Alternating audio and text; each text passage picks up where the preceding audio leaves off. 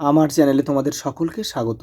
আজ আমরা class 7-এর Ryan Martin প্রশ্নবিচিত্র থেকে ইতিহাসের প্রথম পর্যায়ক্রমিক মূল্যায়নের 6 নম্বর স্কুল সলভ করব।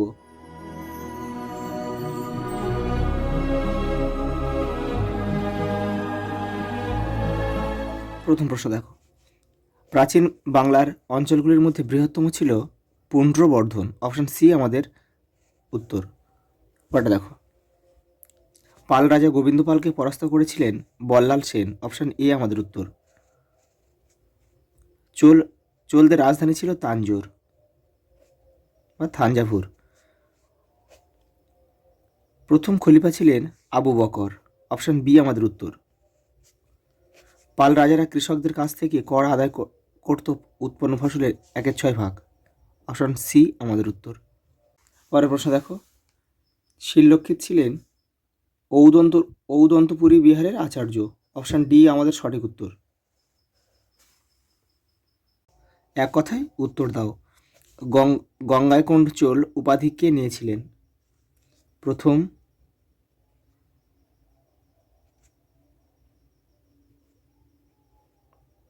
রাজেন্দ্র চোল। পরেরটা দেখো, কিতাবুল হিন্দ গ্রন্থটি কার লেখা? অল বিরুনি।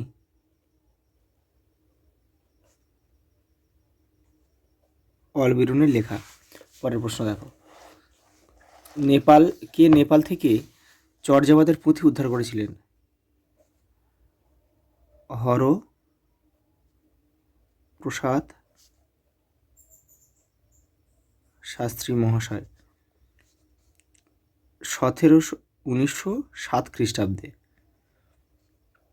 আর 1916 খ্রিস্টাব্দে সেটি গ্রন্থাকারে কিন্তু প্রকাশিত হয়েছিল বঙ্গীয় সাহিত্য পরিষদ থেকে। হলায়ুত কে ছিলেন? লক্ষণ সেনের মন্ত্রী।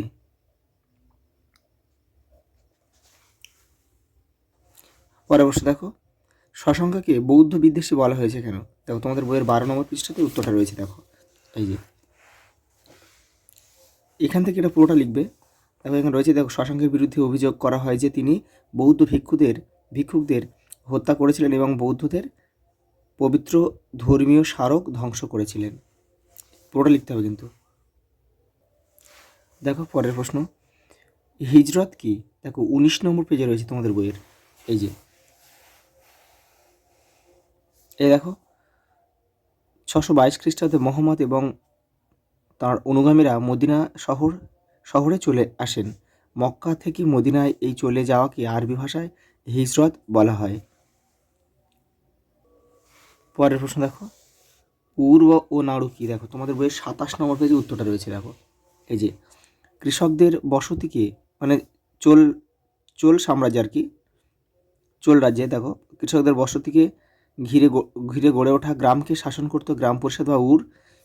এইরকম কয়েকটি গ্রামকে নিয়ে গঠিত হতো নাড়ু।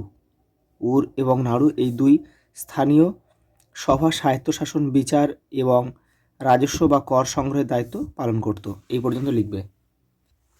পরের প্রশ্ন দেখো, পাল যুগের অর্থনীতি কৃষি নির্ভর হয়ে পড়েছিল কেন? এই যে এখান থেকে এটি লিখবে। পরের প্রশ্ন দেখো, ত্রিশক্তি সংগ্রামের 3টি শক্তির নাম লেখো। দেখো পাল, রাষ্ট্রকূট এবং গুর্জর প্রতিহার। তোমাদের বইয়ে দেখো 17 নম্বর পেজে রয়েছে, তবে দেখে না একটু। এই যে দেখো পাল অষ্টম শতাব্দীতে হয়েছিল কিন্তু। দেখো পাল, গুর্জর প্রতিহার এবং রাষ্ট্রকূটদের মধ্যে হয়েছিল কিন্তু। দেখো একে ত্রিশক্তি সংগ্রাম বলে। প্রায় 200 বছর ধরে এই যুদ্ধ চলেছিল। দেখো সঙ্গে একটা প্রশ্ন দিয়েছে, এই সংগ্রামের মূল কারণ কী ছিল? দেখো রায়ান মার্টিন 20 নম্বর পেজে রয়েছে, তোমাদের বই 17 নম্বর পেজেও কিন্তু রয়েছে।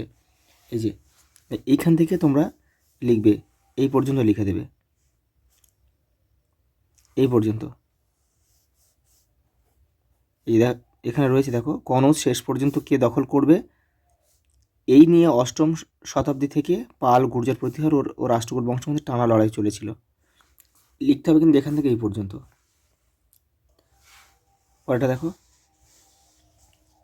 মাতসান্নার টিকা। তোমাদের বই 13 নম্বর পেজে রয়েছে। দেখো এই যে এই যে মাঝখানে এখান থেকে তোমরা করতে পারো, অথবা উপরেও কিন্তু এখান থেকেও কিন্তু তোমরা এখান থেকে এই পর্যন্ত লিখলেও কিন্তু হয়ে যাবে। এই সময়কে মাঝখানে যুগ বলে। পরের প্রশ্ন দেখো, নালন্দা বৌদ্ধ বিহারের সংক্ষিপ্ত পরিচয় দাও। 32 নম্বর পেজে রয়েছে, দেখো এখান থেকে কিন্তু তোমাদের লিখতে হবে।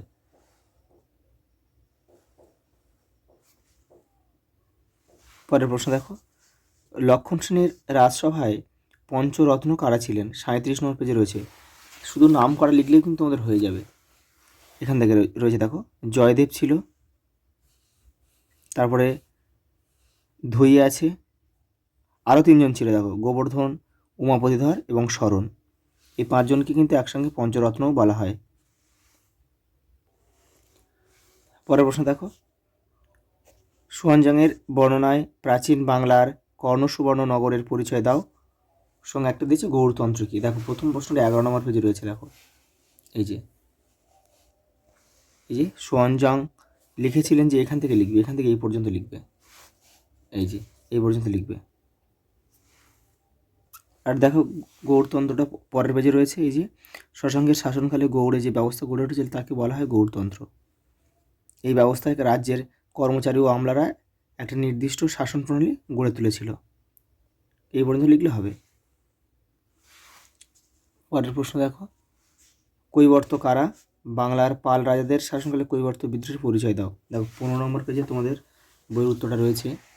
এ দেখো কৈবর্তরা ছিল সম্ভবত নৌকার মাঝি বা জেলে। এবার এখান থেকে তোমাদের লিখতে হবে।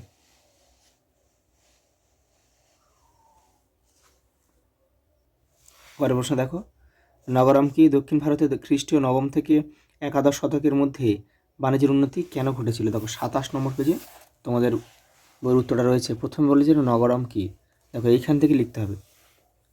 এই চোল সাম্রাজ্যে ব্যবসায়ীদের স্বার্থ ও বিভিন্ন সমস্যার মোকাবেলার জন্য নগরম নামে একটি পরিষদ গড়ে উঠেছিল। আর সঙ্গে যে প্রশ্নটা দিয়েছে যে দক্ষিণ ভারতে খ্রিস্ট নবম থেকে একাদশ শতকের মধ্যে বাণিজ্য উন্নতি কেন ঘটেছিল, তার উত্তরটা কিন্তু তোমরা এখান থেকে পেয়ে যাবে। 27 নম্বর পেজের এখান থেকে যেখানে পরিষ্কার লেখা রয়েছে, দেখো দক্ষিণ ভারতে অবশ্য নবম থেকে একাদশ শতকের মধ্যে বাণিজ্যের উন্নতি লক্ষ্য করা যায়। এখান থেকে পুরো এই পর্যন্ত তোমরা লিখবে। লাস্ট প্রশ্ন দেখো 4 দাগে, দেখো পাল যুগের স্থাপত্য ও ভাস্কর্য শিল্পের পরিচয় দাও। তোমাদের বইয়ের দেখো 34 নম্বর পেজে উত্তরটা তোমরা কিন্তু পেয়ে যাবে। দেখো এই দেখো পাল যুগের শিল্প রীতিকে প্রাচ্য শিল্প রীতি বলা যায়। এটা শিল্প রয়েছে। আর ভাস্কর্য কিন্তু তোমাদের তার পরের পেজে রয়েছে, মানে 35 নম্বর পেজে কিন্তু ভাস্কর্যটা রয়েছে। দেখো এই যে এখান থেকে দেখো লেখা রয়েছে, পাল আমলের ভাস্কর্যগুলি ওই আমলের শিল্পের সবচেয়ে উৎকৃষ্ট উদাহরণ। দেখো পাহাড়পুরের প্রত্নক্ষেত্র এর সবচেয়ে ভালো নিদর্শন পাওয়া যায়। এখান থেকে তোমরা এই পর্যন্ত লিখবে। এটা আজ এই পর্যন্ত, দেখা হবে পরের ভিডিওতে।